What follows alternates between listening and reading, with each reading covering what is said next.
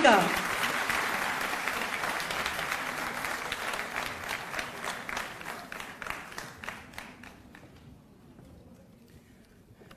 मंच पे मौजूद दिल्ली विमेन कमीशन की अध्यक्षा स्वाति मालीवाल जी, मंच पे मौजूद सभी अतिथिगण, मेरे कैबिनेट कुलीग राजकुमार आनंद जी, दिल्ली की मेयर, हमारे एमएलए दिलीप पांडे जी और यहाँ पे आए हुए सभी माननीय अतिथिगण, भाइयों बहनों, आप सब लोगों को मेरा नमस्कार, सबको मेरा प्रणाम। सबसे पहले आप लोगों को अंतर्राष्ट्रीय महिला दिवस की बहुत बहुत शुभकामनाएं, बहुत बहुत बधाई। वैसे तो 365 दिन ही महिलाओं के होते हैं, आप किसी भी शादीशुदा पुरुष से पूछ लीजिए।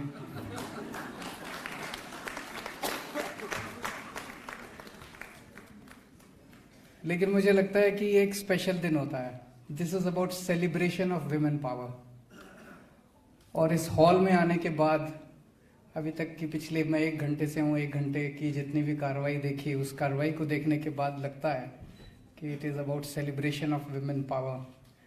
यहाँ पे किस्म किस्म के, कितने किस्म के, भांति भांति के की महिलाओं को, पुरुषों को अवार्ड दिए गए। और 3 इतनी बुजुर्ग महिलाएं थी। एक कहावत है, age is merely a number. वो कहावत कितनी सही है। एक 104 वर्ष की महिला है, 106 वर्ष की महिला है और 21 अवार्ड लेके आई हुई हैं। तो हमें लगता है हमने तो जिंदगी में कुछ भी नहीं किया। उन सबको मैं सलाम करता हूँ, उनके जज्बे को सलाम करता हूँ, उनके हौसले को सलाम करता हूँ और उन सब से प्रेरणा लेनी है और सीखना है उन सब लोगों से। मैं डीसीडब्ल्यू को बहुत बहुत बधाई देना चाहता हूँ। पिछले कुछ वर्षों से डीसीडब्ल्यू ने, जब से स्वाति मालीवाल जी अध्यक्षा बनी हैं, उन्होंने ये अवार्ड का सिलसिला चालू किया। पहले एक छोटी शुरुआत थी, अब धीरे धीरे बनते बनते ये एक देश में एक बड़ा प्रेस्टिजियस अवार्ड बन गया है कि लोग को चाहत होती है कि हमें भी ये अवार्ड मिले।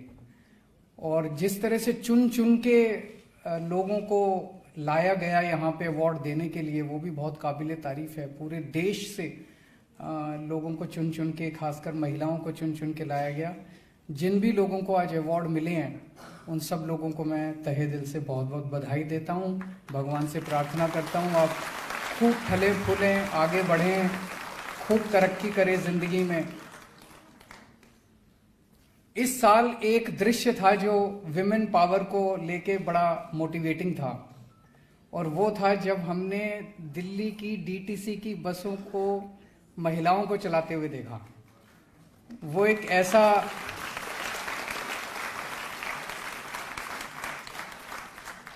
ऐसा एरिया माना जाता था जहां सोचते थे कि महिलाएं बसें नहीं चला सकती। लेकिन ना, महिलाओं बसें क्या, महिलाएं तो आजकल जहाज चला रही हैं। आज कई लोगों को हमने अवार्ड दिया है। तो डीटीसी के अंदर अब आज हमने, जब मैं आया मुझे नहीं पता था कि आज डीटीसी की हमारी जो महिला ड्राइवर्स हैं उनको भी अवार्ड मिलने वाला है। तो 34 महिलाएं टोटल हैं हमारी अभी बस ड्राइवर्स। इस साल से ये प्रोग्राम शुरू किया हम लोगों ने। हम लोग महिलाओं को बसें, हैवी व्हीकल चलाने के लिए फ्री में ट्रेनिंग देते हैं। और उनका हैवी व्हीकल का लाइसेंस जो है वो बड़ा महंगा होता है, 12,000 15,000 रुपये लगते हैं।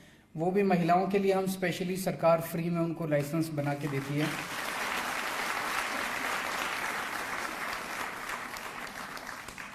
और अभी जब स्टेज पे अवार्ड लेने आई, मैंने एक एक से पूछा तो they are really enjoying it. उनको बहुत मज़ा आ रहा है बस चलाने में। ये बहुत अच्छी बात है। बसों के अंदर हमने मार्शल्स लगाए थे महिलाओं की सेफ्टी के लिए। और पिछले दिनों में मैं काफ़ी सोशल मीडिया पे देख रहा हूँ कि काफ़ी सारी महिलाएं उसके बारे में अपने एक्सपीरियंसेस शेयर करती हैं कि किस तरह से पहले बसों में चढ़ना और बसों में सफ़र करने में वो हिचकिचाया करती थी, क्योंकि कोई लोग उनको तंग करते थे, छेड़ते थे, गलत तरह से टच करते थे।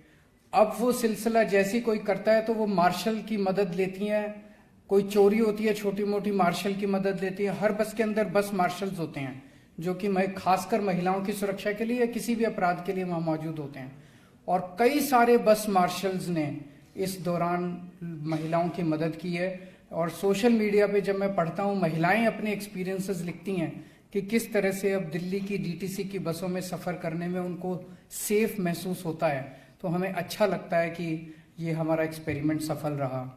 उसी तरह से बसों के अंदर सीसीटीवी कैमरे भी हर बस के अंदर अब लगा दिए गए हैं और उससे भी महिलाओं को सुरक्षित महसूस हो रहा है। पूरी दिल्ली के अंदर अब कोने कोने में सीसीटीवी कैमरे लगाए गए हैं और पिछले 5 साल के अंदर जितने बड़े स्केल पे सीसीटीवी कैमरे लगाए गए हैं, पहले दिल्ली में हार्डली आपको कहीं सीसीटीवी कैमरे मिलते थे, लेकिन अब आपको ये जान के अच्छा लगेगा कि पूरी दुनिया के अंदर पर स्क्वायर किलोमीटर एरिया में सबसे ज्यादा सीसीटीवी कैमरे दिल्ली में लगे हुए हैं। न्यूयॉर्क से भी ज्यादा, टोक्यो से भी ज्यादा, पेरिस से भी ज्यादा, लंदन से भी ज्यादा, पूरी दुनिया में कोई शहर उठा लो, सबसे ज्यादा सीसीटीवी कैमरों की नेटवर्क पूरी दुनिया में सबसे ज्यादा नेटवर्क दिल्ली के अंदर है। और इससे भी थोड़ा सा मैं समझता हूं कि महिलाएं सुरक्षित महसूस करेंगी, लेकिन इस सब के बावजूद अभी भी महिलाएं असुरक्षित हैं। सारे एफर्ट्स के बावजूद महिलाएं असुरक्षित हैं और हमें और भी बहुत कुछ करने की ज़रूरत है। पिछले 2 दिन के अंदर खासतौर मैं देख रहा हूं कि सोशल मीडिया पे कई वीडियोस चल रहे हैं जहां होली के दौरान किस तरह से कुछ लोगों ने महिलाओं के साथ बदतमीजी की, होली का बहाना बना के। मैं समझता हूं कि अगर हमें महिलाओं को सुरक्षा देनी है या महिलाओं को सुरक्षित महसूस कराना है, तो उसमें डीसीडब्ल्यू का भी काम है, पुलिस का भी काम है, सरकार का भी काम है, लेकिन सबसे बड़ा काम तो समाज का काम है। जब तक समाज साथ नहीं जुड़ेगा, जब तक एक एक आदमी इसको अपनी जिम्मेदारी नहीं समझेगा कि जो भी सड़क पे महिला चल रही हैं, जो भी समाज के अंदर महिलाएं हैं, उनकी सुरक्षा की मेरी जिम्मेदारी है, तब तक महिलाएं सुरक्षित नहीं हो सकती। हम सबको इसे अपनी जिम्मेदारी समझना पड़ेगा। पर पता नहीं क्यों हमारे शहरों के अंदर एक ऐसा माहौल बन गया है कि हम सड़क पे चलते हैं, कुछ हो रहा है, मेरे को क्या, और हम निकल जाते हैं। और सबसे बड़ा केस हुआ था निर्भया का, जब उसको बस से नीचे फेंका गया और वो काफी देर तक वहां पे नग्न अवस्था में पड़ी रही और लोग अपना वहां पे जाते रहे और किसी को कोई परवाही नहीं है। तो अगर कुछ हो रहा है, ये वीडियोस भी मैं देख रहा था जब पिछले 2-3 दिन में वीडियोस आए हैं होली के अवसर पे जब लड़कियों के साथ बदतमीजी की जा रही है, मैं देख रहा था कि आसपास लोग खड़े हैं और लोग हंस रहे हैं। ये क्या है? ऐसे तो नहीं हो सकता। तो जब तक हम हर व्यक्ति, शहर में रहने वाला हर व्यक्ति जब तक इसमें आगे बढ़ के हिस्सा नहीं लेगा, जब तक हम इसको जन आंदोलन नहीं बनाएंगे महिलाओं की सुरक्षा को लेके, तब तक जितनी मर्जी पुलिस लगा लो, जितने मर्जी कैमरे लगा लो, जितने मर्जी जो मर्जी व्यवस्था कर लो, महिलाएं सुरक्षित महसूस नहीं कर पाएंगी। महिलाओं को सुरक्षा देनी नहीं है, महिलाओं को सुरक्षा महसूस करानी है। जब तक महिला सड़क पे खुलेआम जब घूम रही है और वो सुरक्षित महसूस नहीं होगी, तब तक सारे तामझाम का और सारी इसका कोई फायदा नहीं है। तो इसे हमें जन आंदोलन बनाना पड़ेगा, समाज की सोच बदलनी पड़ेगी। उसके लिए हमें क्या करना है, इसके बारे में हम सब लोगों को मिलकर सोचना पड़ेगा। पिछले दिनों एक अच्छी चीज हुई है। पहले गरीब आदमी जो होता था, हमारे समाज की व्यवस्था कुछ ऐसी है, अभी भी घर परिवार में लड़कियों को लड़कों से कम तवज्जो मिलती है। तो अगर किसी घर में 2 बच्चे हैं, एक लड़का एक लड़की है, और पिताजी के पास पैसे कम हैं, तो लड़के को कोशिश करके प्राइवेट स्कूल में भेजते थे पहले, और लड़की को सरकारी स्कूल में भेजते थे, क्योंकि सरकारी स्कूल में पैसे नहीं लगते थे, प्राइवेट स्कूल में पैसे लगते थे, उसको पैसे से बढ़ाते थे, इसको चलो पढ़ेगी नहीं पढ़ेगी ना सी। तो ये माहौल था। मुझे बड़ी खुशी है कि अब दिल्ली के सरकारी स्कूल प्राइवेट के बराबर हो गए, तो अब महिलाओं को भी, लड़कियों को भी अच्छी शिक्षा मिलने लगी है।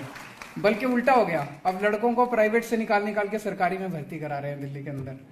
तो अब महिलाओं को दिल्ली के अंदर बच्चियों को अच्छी शिक्षा मिलने लगी है और मैं समझता हूँ कि उनका अच्छा भविष्य भी मिलेगा। एक बार फिर से सभी अवॉर्डीज़ को तहे दिल से बहुत बहुत बधाई और DCW को फिर से बहुत बहुत बधाई ये शानदार कार्यक्रम करने के लिए। मेरे को बीच में निकलना होगा, मेरी थोड़ी व्यस्तता है। आप सब लोगों से इजाज़त चाहूँगा। बहुत बहुत शुक्रिया। Thank you.